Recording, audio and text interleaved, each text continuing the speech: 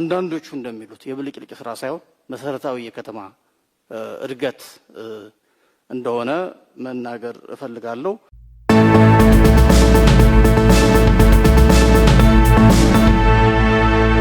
የተከበሩ ጠቅላይ ሚኒስትር ያየናቸው የልማት ስራዎችን አዲስ አበባ ተኮር እንዳልሆነ ግንዛቤ ብንይዝ በሁሉም ሴክተሮች ለምሳሌ ስሞክለስ ኢንዱስትሪ የምንለው ቱሪዝምን ከማስፋፋት አንጻር የቱሪዝም መዳረሻዎችን የተሰሩ ስራዎች እንደነ ወንጪ፣ ባህር ዳር ትናንት ያየናቸው ከኮሪደር ልማት አንጻር ከዚህ ከጫካ ፕሮጀክት ከዚህ ከአዲስ ኮንቬንሽን ሴንተር የመስኖ አንድ ማዕከል አገልግሎት በመንግስትና በግል አጋርነት እየተሰሩ ያሉ ከ120 ሺህ በላይ የቤቶች ፕሮጀክት የወንዝ ተፋሰስ ልማት የፓርክ ግንባታዎች ከእንጦጦ እስከ ቡልቡላ ያሉ ወዳጅነትና አንድነት ፓርክንም ሁሉንም ስራዎች ፒኮክንም ጨምሮ በአጠቃላይ እየተሰሩ ያሉ ስራዎች የአንዳንዶቹ እንደሚሉት የብልጭልጭ ስራ ሳይሆን መሰረታዊ የከተማ እድገት እንደሆነ መናገር እፈልጋለሁ።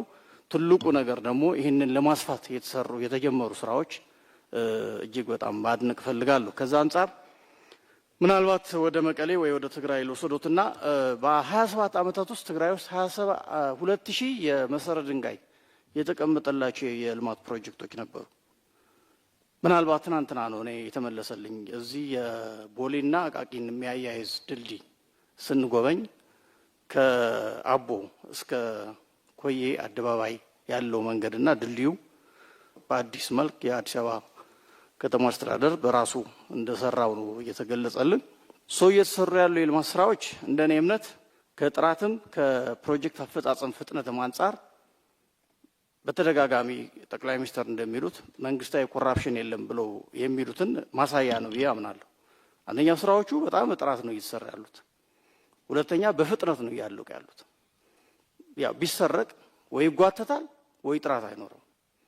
ከጥራቱም ከፍጥነቱም አንጻር ስናይ ይሄ በመላ ሀገሪቷ እንደ አንድ ልምድ ሆኖ ሊስፋፋ የሚገባው መልካም ነገር ነው ብዬ ማለት ፈልጋለሁ። ከዚህ አንጻር ወደ 2000 የሚሆኑ የመሰረት ድንጋይ የተቀመጠላቸው በትግራይ ውስጥ በመላ ትግራይ ውስጥ የተቀመጠላቸው የልማት ፕሮጀክቶች ለምንድን ነው ያልተሰሩት ለሚለው ጥያቄ ያው ሙሉን ተበልተዋል ማለት ነው። ሌላ ነገር የለውም። ሌላው ከዚህ ከፕሪቶሪያ የሰላም ስምምነት ጋር ተያይዞ ዲዲአርን ከማስፈጸም አንጻር ምክንያቱም አሁን ትግራይ ውስጥ ያሉ ታጣቂዎች በቃ ዲዲአር እየጠበቁ ነው። ክቡር ጠቅላይ ሚኒስትር ሌላ ምንም እየጠበቁ አይደለም።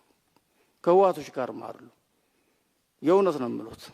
ምክንያቱም ዝም ብሎ ከወጡ ያቺ ነገር ያጣሉ። ፕላስ ሲወጡ ደግሞ ያው የመኖሪያ ቤት መሬት ይሰጣል፣ የስራ መቋቋሚያ ብዙ ነገሮች አሉ። ያቺ እናገኛለን እና ያቺ እንዳናጣ ያሉ እየጠበቁ ያሉትና እንዳው አሁን ትግራይ ውስጥ ለምን አልተፈጸመም ብዬ አይደለም ስለማውቀው አምና በዚህ መድረክ ላይ ዲዲአር ለምን አይፈጸምም መከላከያ ለምን ወደ ትግራይ ገባም ብዬ ጠይቄ ነበር። አሁን እሱን አልጠየቅም፣ ምክንያቱም ችግሩ ስለማውቀው። ግን የፌዴራል መንግስት እንዳው ዲዲአሩን በራሱ መንገድ ማስፈጸም የሚችልበት እድል የለም ወይ? እኔ ወጣቱ በዛ መንገድ ወደ ሰላማዊ ህይወቱ በቃ ትጥቅን ፈቶ ወደ ሰላማዊ ህይወቱ መኖር አለበት፣ መስራት አለበት፣ ማደግ መበልጸግ ይፈልጋልና እንዳው እቺን ነገር ቢፈተሽ ቢታይ የሚል ነገር ነው። ከዛ ውጪ ግን ኦልሬዲ ሁሉም ነገሮች ስለተነሱ ያው መከላከያውን በድጋሚ ወደ ትግራይ የሚገባበት መንገድ ቢፈለግ የሚለውን ነገር ያው ያለው ሁኔታ ታሳቢ አድርጌ ማለት ነው። አመሰግናለሁ። እኔ ሚዲያ በጣም ማዳምጥ ለብዙ ፓርቲዎች ኢንፎርሜሽን መሰጣቸው እኔ ነኝ። የኢትዮጵያ ሚዲያ በአብዛኛው ዝግ ነው፣ ሞኖ ሲስተም ነው። እንደገና ምሎት ደግሞ በሚዲያ ውስጥ ዜግነት ክላስ አበጅቷል። ኤ ዜጋ አለ፣ ቢ አለ፣ ሲ አለ። ማይኖሪቲ ዲ ነው። ዞር የት ነህ ከተባለ እንደዚህ ብሎ ላያናግርም ይችላል።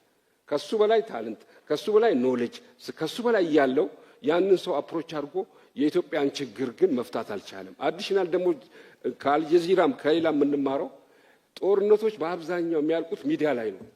ያንን ለማምጣት ምን ማድረግ አለብን? መደረግ አለበት። ሚዲያው ማንኛውም ሀሳቦች የተለያዩ ሀሳቦች አቅርቦ ማፋጨት አለበት።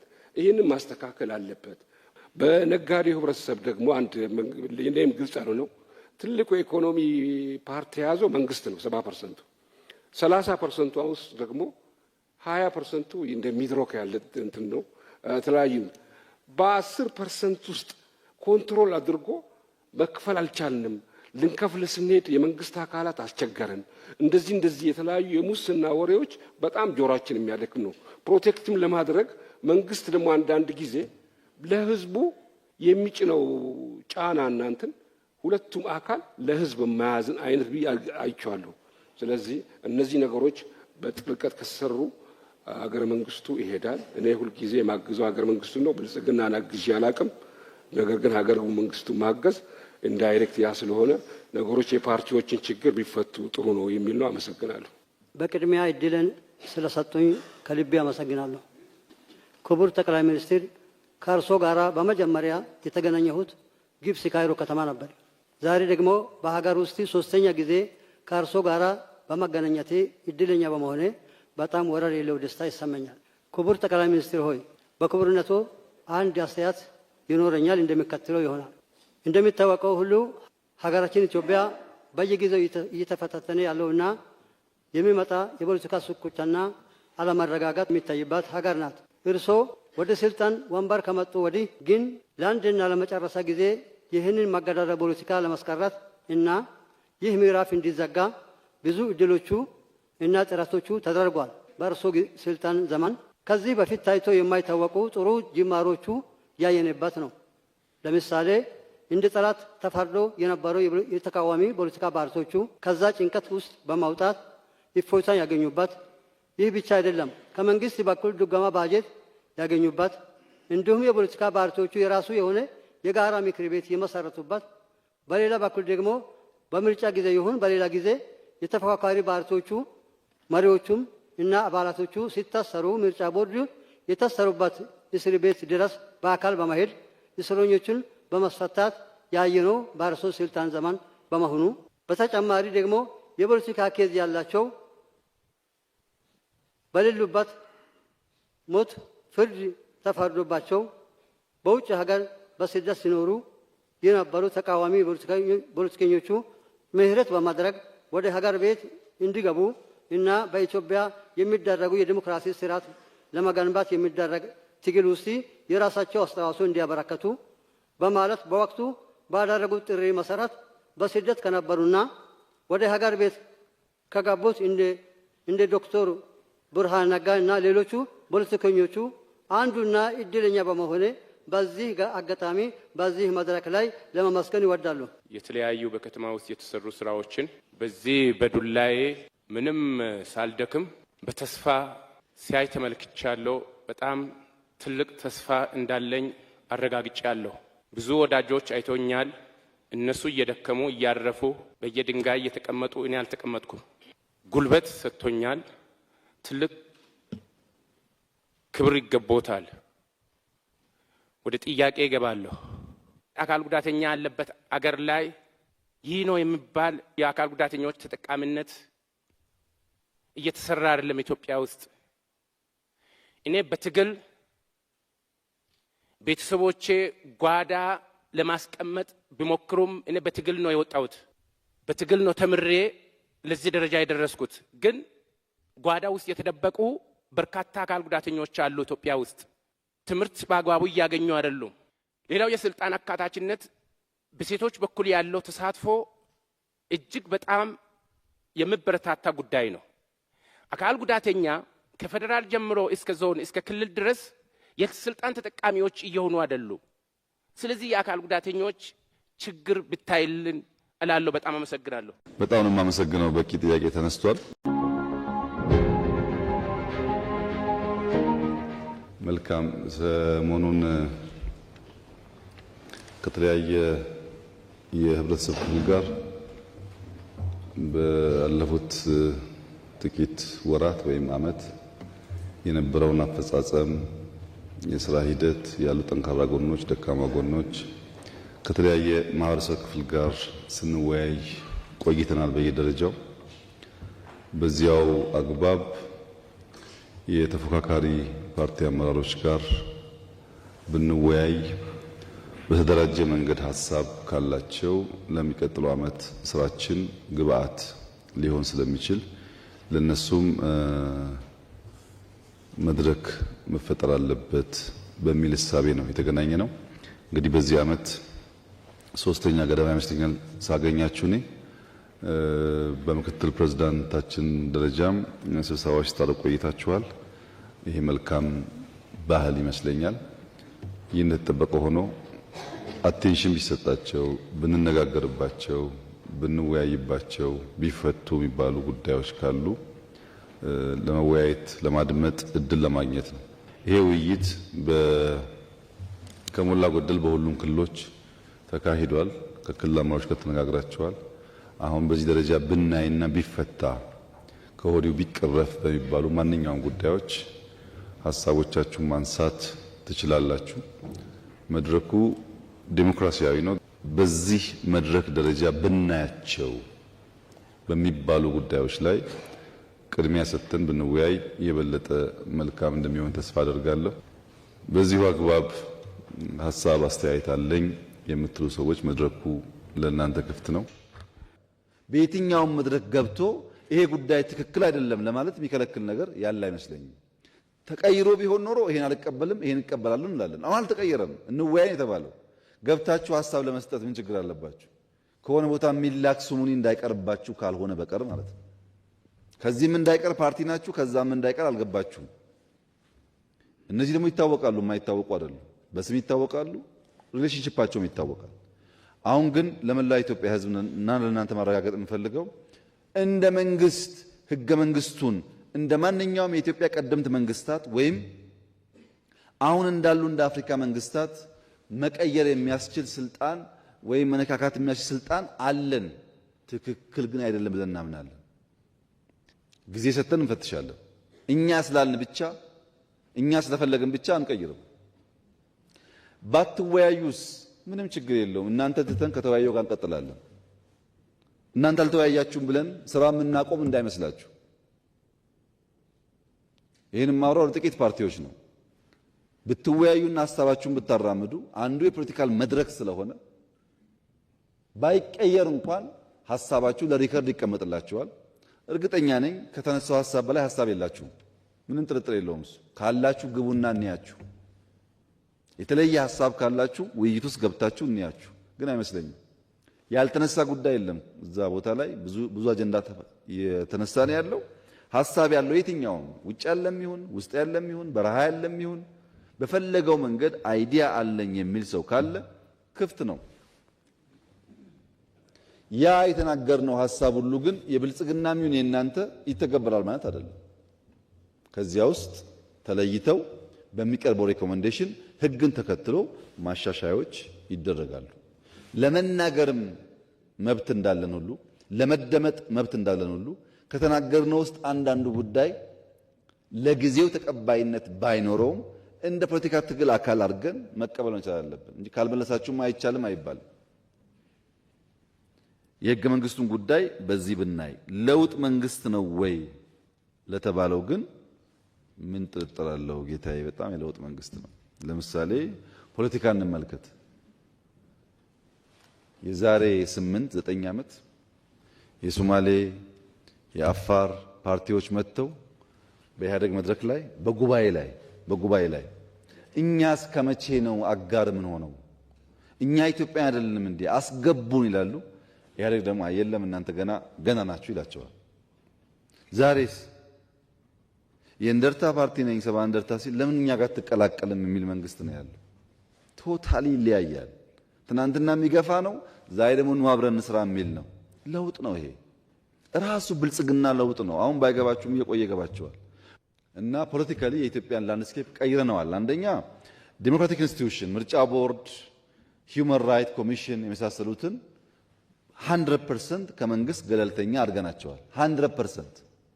ለምሳሌ በቅርቡ ምርጫ ቦርድ 3 ሰዎች ተጨማሪ ሾሟል። ከፈለጋችሁ ጠይቋቸው። ሰዎቹን የተመረጡ የሃይማኖት አባቶች፣ የሀገር ሽማግሌዎች ነበሩ። መጥተው ሪፖርት አድርጉልኝ። የሆኑ ሰዎች ሊስት አድርገውልኝ ከዛ ከነዚህ ውስጥ ማንም መረጣቸው ስላቸው በአንድ ድምፅ 1 2 3 ብሎ ነገሩኝ። እነሱ ያቀርቡትን ሀሳብ 100% ተቀብያለሁ። አላቃቸውም ሰዎቹ። እናንተ ከመረጣችሁ እሺ ነው ያልኳቸው። በገቡ 3 ሰዎች ውስጥ ምንም ሚና የለንም እኛ። ሊስት አቀረቡ፣ ሶስቱ ይሻላሉ አሉ። አሳማኝ በሆነ መንገድ ሀሳባቸውን አቀረቡ፣ ተቀበልኳቸው። ምርጫ ቦርድ እንደ ከዚህ ቀደሙ የብልጽግና ነው ቢባል እናንተ የምታምኑ አይመስለኝም። ሌላ ሰው ባያምን አይደለም። ሂውማን ራይት ኮሚሽን እኮ አይታችኋል። እኛ ደሞዝ እየከፈል 1001 ሪፖርት ሲያወጣ አንድ ቀን ለምን ብለን አናውቅም። እንልመደው እስኪ ይሄንን ነገር እንልመደው ብለን አልነካም። ይሄ ነገር ጥቅም አለው ያላችሁ እንደሆነ ጥቅምም ጉዳትም አለው። ይህንን ባላንስ አድርጎ መሄድ ያስፈልጋል። ፖለቲካሊ ለውጥ አለ። ኢኮኖሚክ ላንድስኬፕ ፖለቲካል ላንድስኬፕ ብቻ ሳይሆን ኢኮኖሚክ ላንድስኬፕ በኋላ መጣበታለሁ። ሰፊ ለውጥ አለ። ድሮ የነበረው እኮ ግብርና መር ልማት ነው። አሁን ግብርና መር እኮ አይደለም።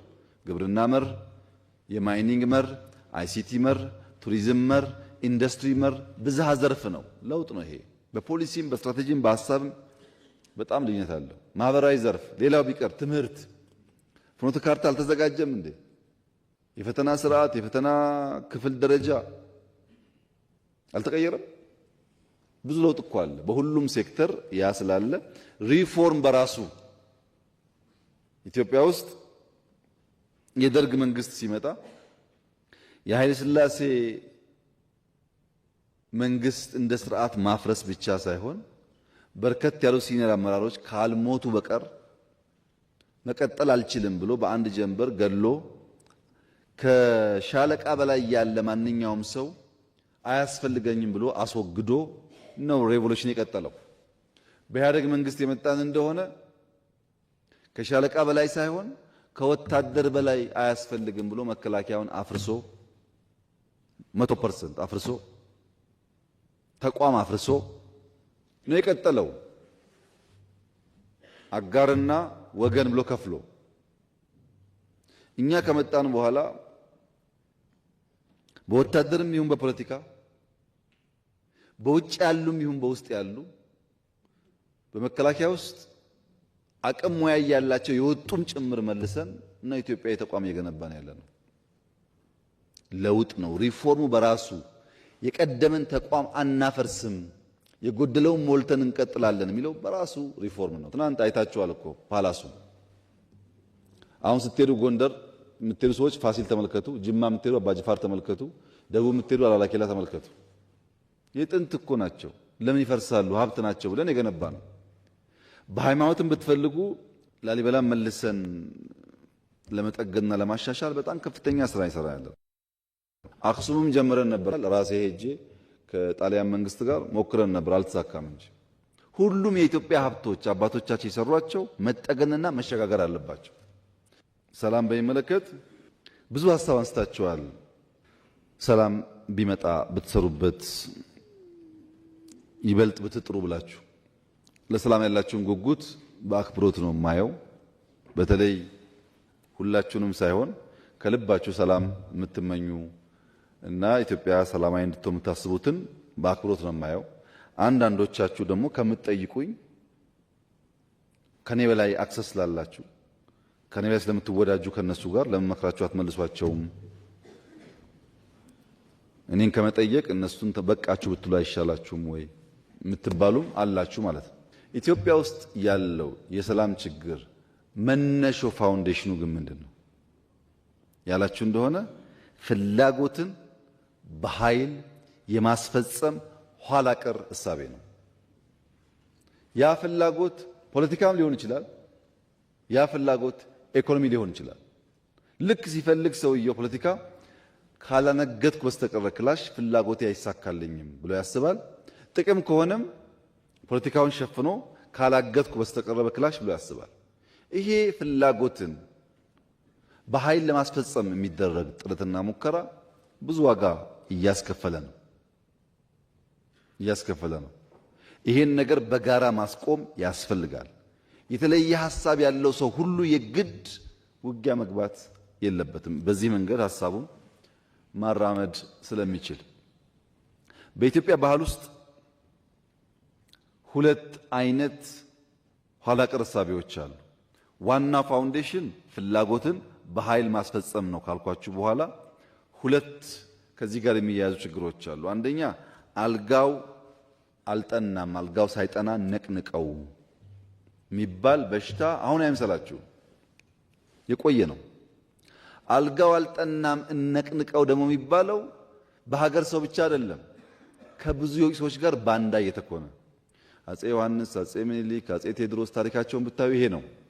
አልጋ አልጸናም ነቀንቃለሁ እያለ ይቀጠራል ሌላ ቦታ።